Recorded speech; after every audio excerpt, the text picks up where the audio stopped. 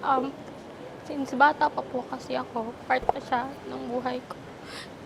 Sobrang dami niya pong binago sa akin.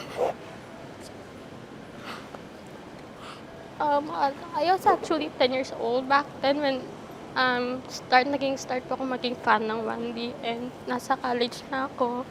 And I'm still the biggest fan of them kahit nagsosolo na po sila. Ganyan.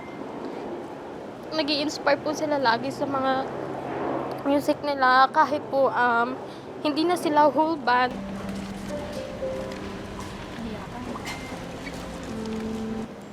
For me, sobrang importante, sobrang nagkaroon siya ng big impact, lalo na sa childhood ko. Like, actually, I'm 25, and at 13 years old, sila talaga yung first, or sila yung nag-introduce sa akin sa pop culture.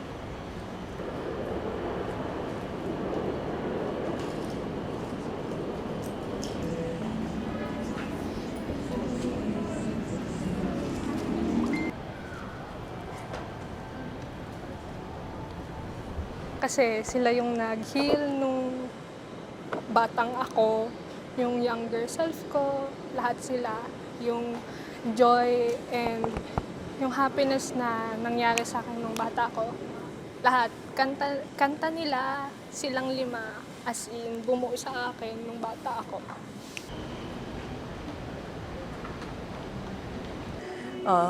Parang ito na yung pinakang, as we say, parang closure of the relationship that we had with him. Even though as fans, he was very important in our lives.